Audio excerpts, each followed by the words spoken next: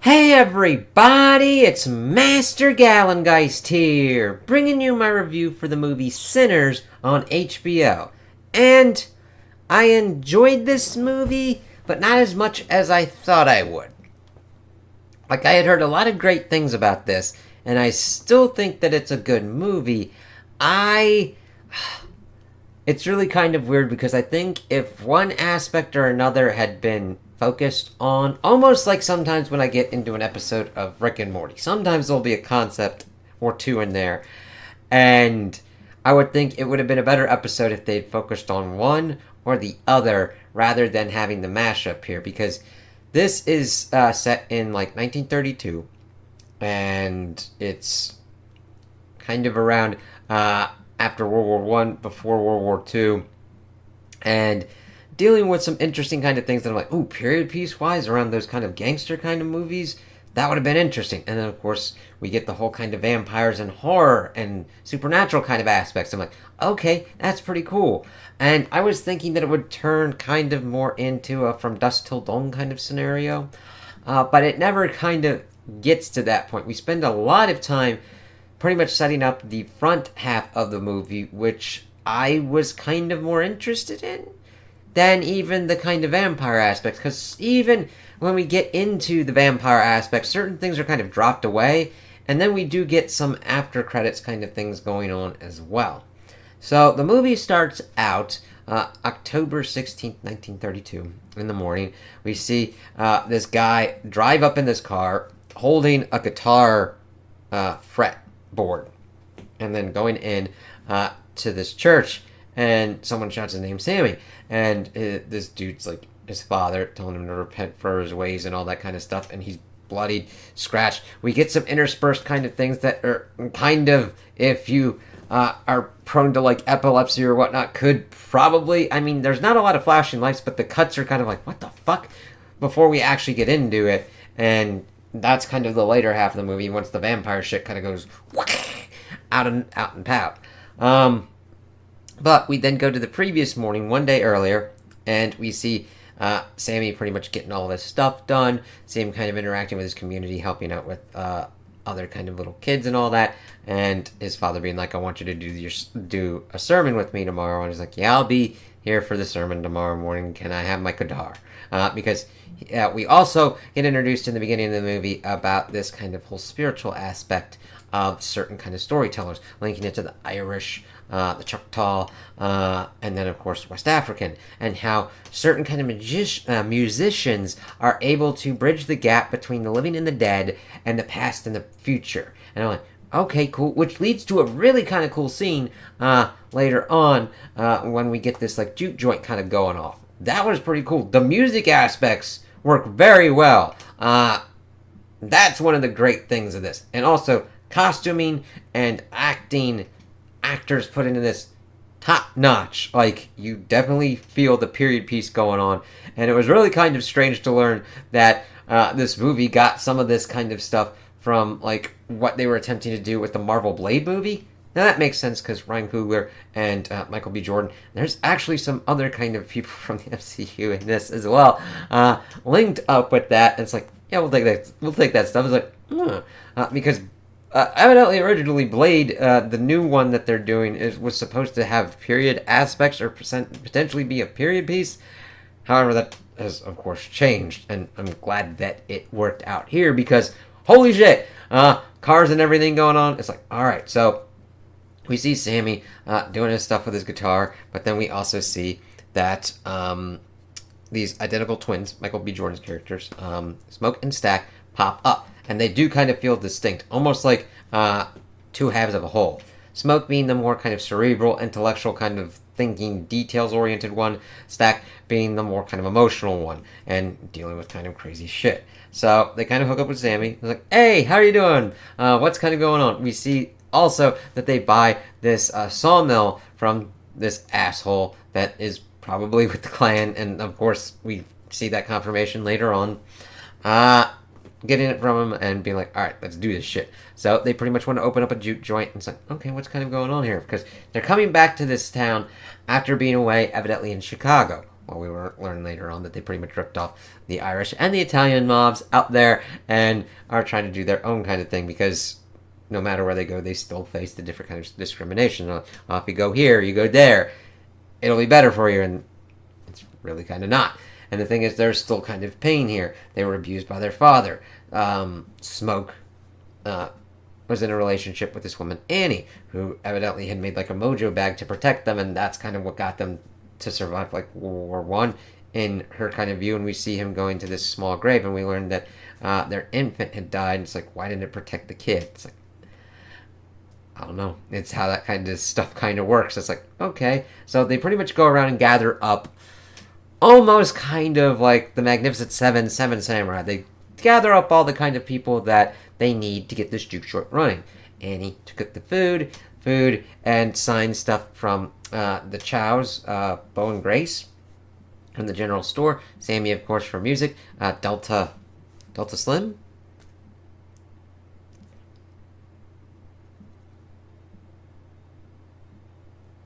Let me see. Yeah, Delta Slim is a performer, of course, linking up with Sammy. And the actor they got for Sammy, man, his voice and his playing, it just, I'm into rock and blues and stuff like that. And of course, if you're into rock and roll, blues heavily affects it. And it just, I mean, it's pivotal to his creation.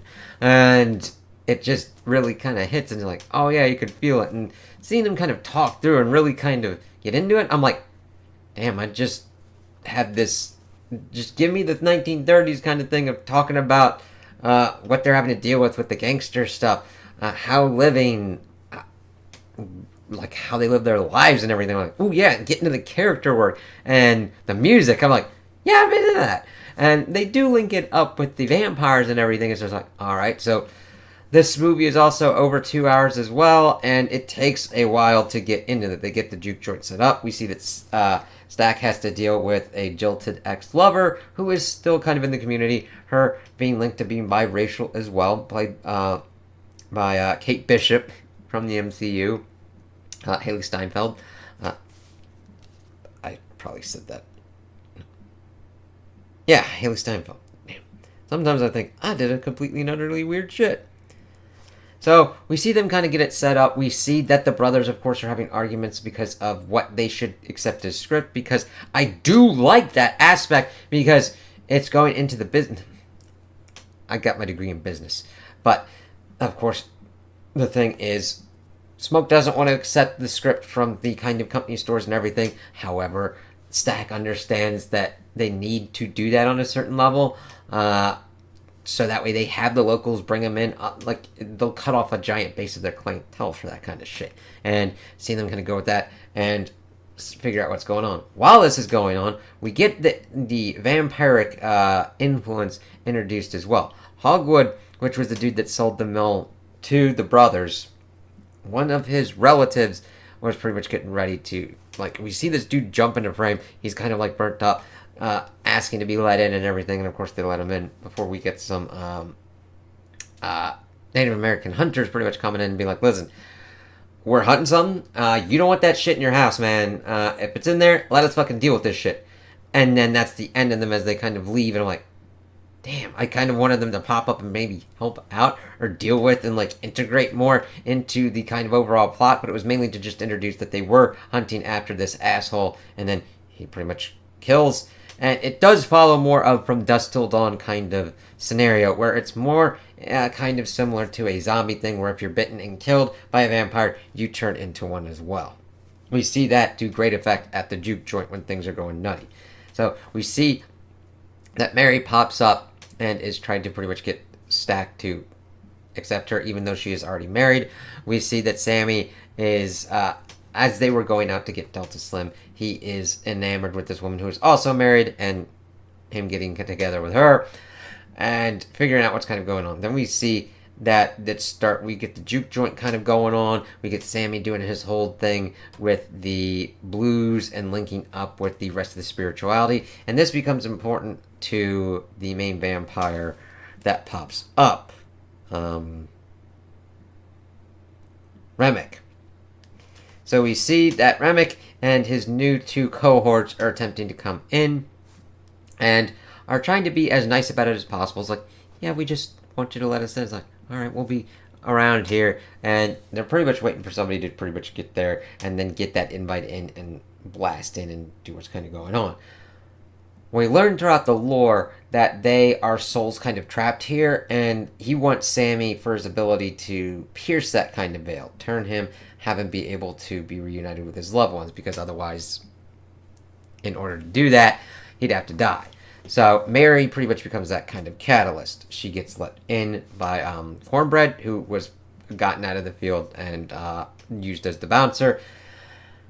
And then her and Stack kind of get together and she kills him. And then she kind of is run off, and we see Smoke trying to deal with this kind of effect. And it really works pretty well that Michael B. Jordan is both of the twins, and they are able to do really good job. It's very hard to kind of do that kind of bit and make it kind of work. I really love.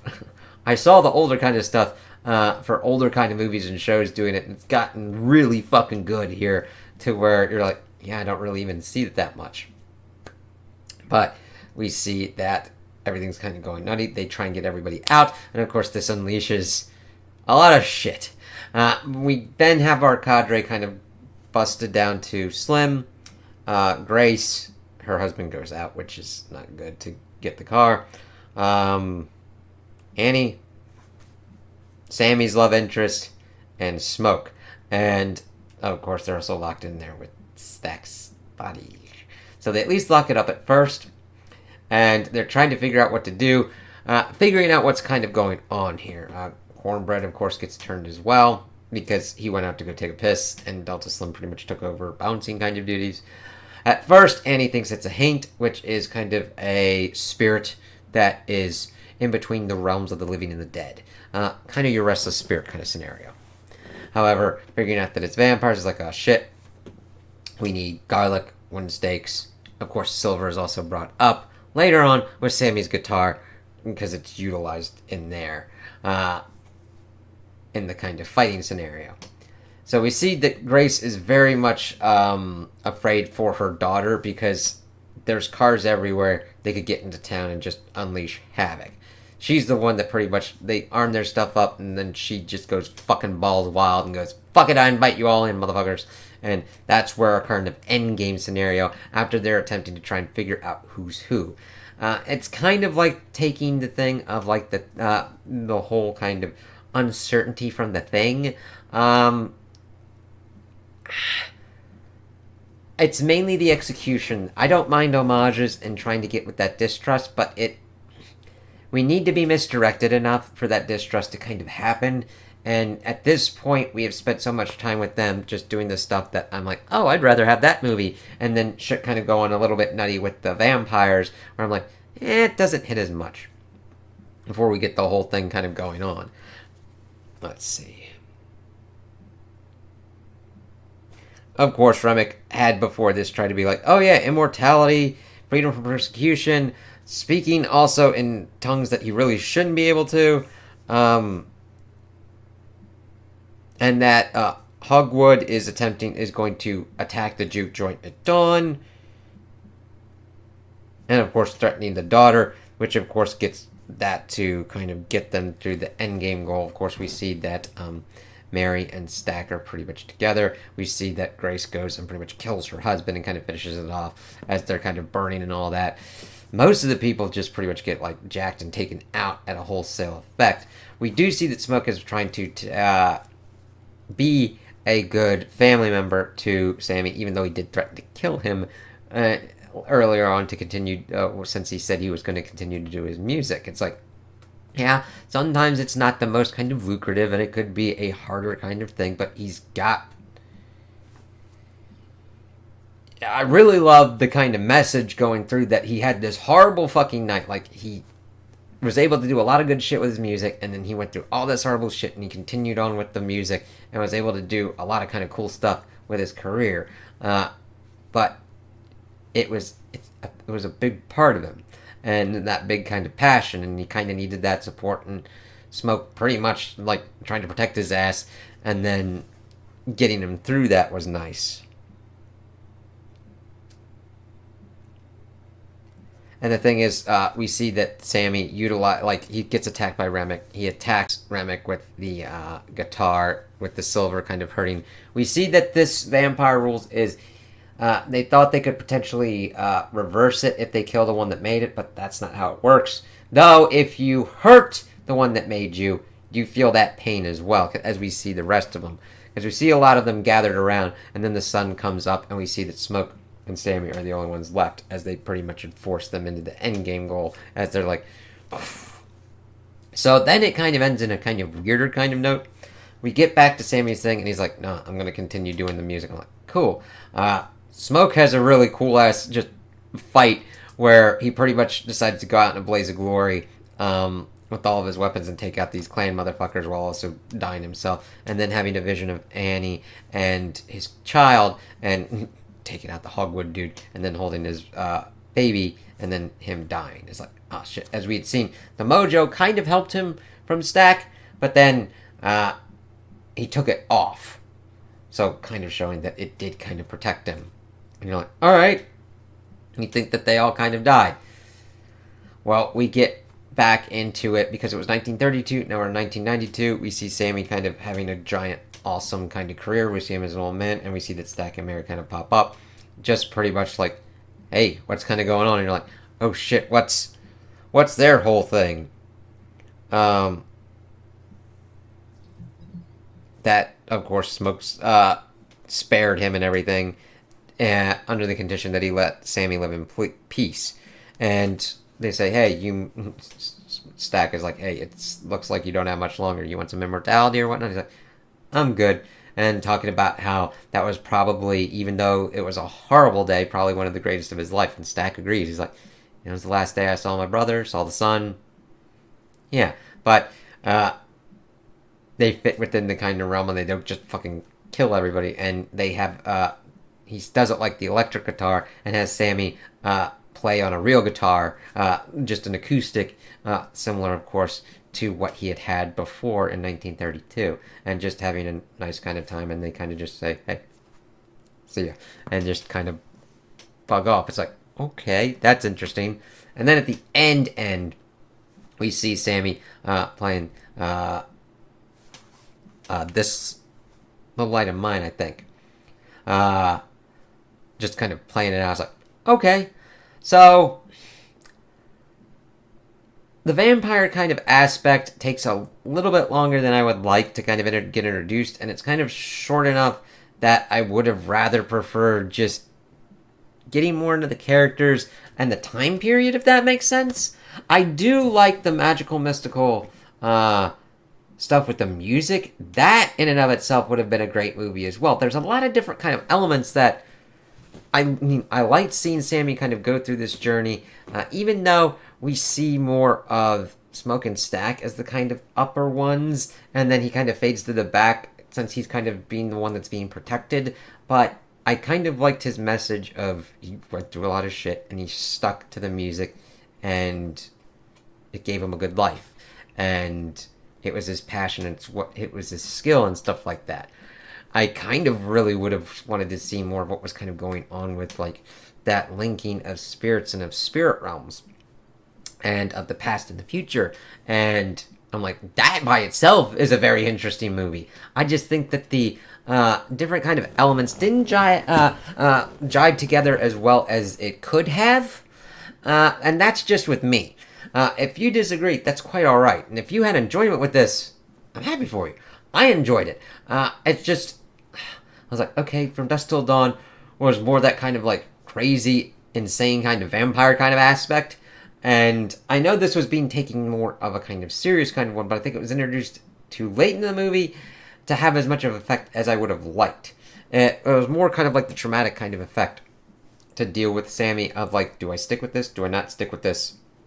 And what kind of goes on with the brothers. Smoke, of course, deciding to move on, and Stack embracing his immortality and everything of being a vampire, and actually being with the one he loves, because him and Mary had a kind of weird kind of place that they really couldn't be with each other, and now they kind of were because of the creatures that they had become if that is them, because we do get that kind of aspect of, are they them? Are they Stack and Mary? Or are they something else?